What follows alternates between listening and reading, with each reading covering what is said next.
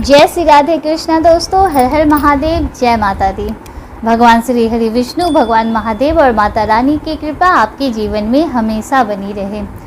दोस्तों, आज इस वीडियो में मैं आपको साल 2024 के शारदीय नवरात्र से जुड़ी सभी महत्वपूर्ण बातों की जानकारी देने जा रही हूँ। जैसे नवरात्रि तिथि कब प्रारंभ होगी, कब नवरात्रि तिथि का समापन होगा, कलश स्थापना का शुभ मुहूर्त क्या है, अभिजीत मुहूर्त का समय क्या होगा। इसके अलावा भी आपके कई सारे सवालों के जवाब आज इस वीडियो में मैं देने जा रही हूँ। वीडियो को अंत तक जरूर देखिएगा, जिससे कोई भी जानकारी आप तक अधूरी ना पहुँचे। दोस्तों, हम सब जानते हैं कि आश्विन मास के शुक्ल पक्ष की प्रतिपदा तिथि से नवरात्रि पर्व की शुरुआत होती है। इस साल नवरात्रि पूजा की शुरुआत हो रही है 3 अक्टूबर, दिन होगा गुरुवार, और नवरात्रि पूजा का समापन हो रहा है 12 अक्टूबर, दिन होगा शनिवार। 10 अक्टूबर को हमें अष्टमी पूजन करना है और नवमी पूजन हमें 11 अक्टूबर को करना है। 3 अक्टूबर से लेकर 12 अक्टूबर तक टोटल 10 दिनों की पूजा हमें प्राप्त हो रही है। मतलब इस बार कोई भी तिथि किसी दूसरी तिथि से मिली हुई नहीं है। आइए सर्वप्रथम आपको कलश स्थापना के शुभ मुहूर्त की जानकारी दे दूं। कलश स्थापना, या जिसे हम घट स्थापना भी कहते हैं, इसे आप खुद भी कर सकते हैं या फिर किसी पंडित जी से भी करवा सकते हैं।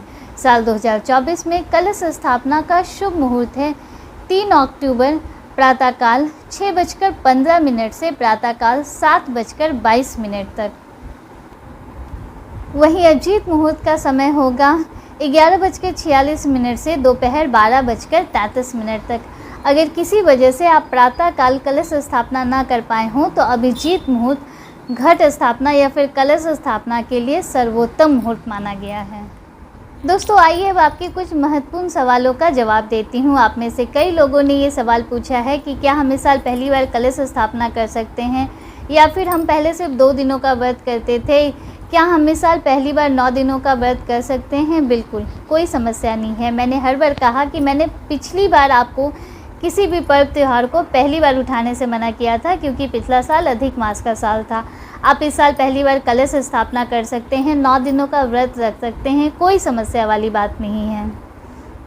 इसके अलावा जो लोग सिर्फ 2 दिनों का व्रत रखते हैं, जैसे हम में से कई भक्त ऐसे हैं जो लोग एकम प्रतिपदा तिथि, जिसे हम एकम भी कहते हैं, एकम को व्रत रखते हैं और अष्टमी को व्रत रखते हैं, उनकी जानकारी के लिए बता दूं कि उन्हें अपना व्रत 3 अक्टूबर और 10 अक्टूबर इन 2 दिनों में रखना है। इसके अलावा आप में से बहुत से लोगों का सवाल था कि क्या अखंड दीप जलाना जरूरी है। देखिए, अगर आपने कलश स्थापना नहीं की है, अगर आप साधारण पूजा कर रहे हैं, आप सिर्फ सुबह शाम पाठ कर रहे हैं या फिर सुबह शाम दुर्गा चालीसा पढ़ रहे हैं, माता रानी की आरती कर रहे हैं, माता रानी को भोग लगा रहे हैं, मतलब आप साधारण पूजा कर रहे हैं, कलश स्थापना आपने नहीं की है, तो आपको अखंड दीप जलाना बिल्कुल भी ज़रूरी नहीं है। आप साधारण सा छोटा सा दीप जलाकर भी अपनी पूजा कंप्लीट कर सकते हैं। लेकिन अगर आपने कलश स्थापना या फिर घट स्थापना की है तो अखंड दीप जलाना आपके लिए बेहद आवश्यक है, क्योंकि कलश को कभी भी कोरा नहीं छोड़ा जाता, उसके साथ एक रोशनी का होना बहुत ज़रूरी है। वहाँ पर एक दीप हमेशा ही जलते रहना चाहिए। तो अगर आप कलश स्थापना करते हैं तो आपके लिए अखंड दीप जलाना भी ज़रूरी है। अब कुछ लोगों का सवाल था कि हम लोग पहली बार इस बार 9 दिनों का व्रत करने जा रहे हैं, तो हम अपना उपवास किस दिन तोड़ेंगे, नवमी के दिन या फिर 10वीं के दिन। देखिए, दोनों दिन आप कर सकते हैं। बहुत से भक्त ऐसा करते हैं कि 9 दिनों का उपवास करते हैं, नवमी के दिन वो लोग हवन करते हैं, कन्या पूजन करते हैं, इसके बाद घट हिलाते हैं और अपना उपवास तोड़ते हैं। बहुत से लोग नवमी के दिन हवन करते हैं, कन्या पूजन करते हैं, घट भी हिला देते हैं, लेकिन वो लोग अपना उपवास 10वीं को तोड़ते हैं। आप दोनों दिन कर सकते हैं, कोई समस्या नहीं है। बस इतना ध्यान रखिएगा कि अगर आप नवमी के दिन अपने व्रत का पालन कर रहे हैं तो उस दिन आप शुद्ध सात्विक भोजन ही करें। भोजन में प्याज लहसुन के प्रयोग से बिल्कुल बचें।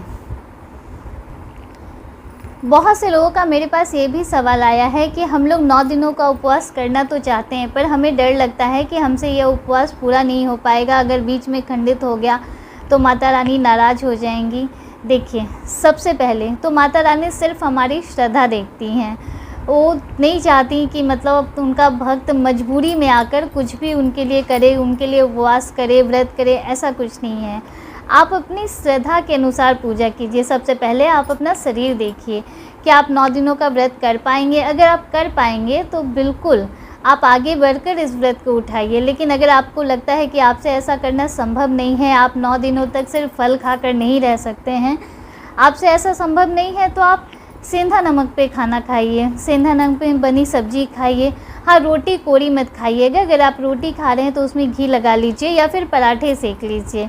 हाँ, चावल का प्रयोग हो सके तो 9 दिनों में मत कीजिए। आप सेंधा नमक पे बनी हुई सब्जी और पराठे खाकर भी इस व्रत को कर सकते हैं। माता रानी का आशीर्वाद आपको हमेशा ही प्राप्त होगा। दोस्तों, आज बस यहीं तक। इसके अलावा भी नवरात्रि से जुड़ी हुई कई महत्वपूर्ण वीडियो मैं आपके लिए लाती रहूँगी। जैसे आपको कलश स्थापना किस तरह से करनी है, आपको ज्वारे किस तरह से बोने हैं, आपको अखंड दीप कैसे जलाना है, आप सरल विधि से पूजा कैसे कर सकते हैं, पूजा की सामग्री क्या क्या होगी, इन सब बातों के लिए भी मैं आपके सामने वीडियो लाती रहूँगी। अगर आपको हमारा वीडियो थोड़ा सा भी पसंद आया है तो वीडियो को लाइक कीजिए, दूसरों के साथ शेयर कीजिए, कमेंट ज़रूर कीजिए। आपका कमेंट ही वो एक जरिया है जिससे हमें ये पता चलता है कि आपको हमारी वीडियो पसंद आ रही है और आगे के लिए इससे हमें मोटिवेशन मिलती है। उम्मीद करती हूँ कि आपको वीडियो पसंद आया होगा और आप इसे लाइक भी ज़रूर करेंगे। मिलते हैं आपसे अगले वीडियो में, तब तक के लिए हर हर महादेव, जय श्री राधे कृष्णा, राधे राधे, जय माता दी।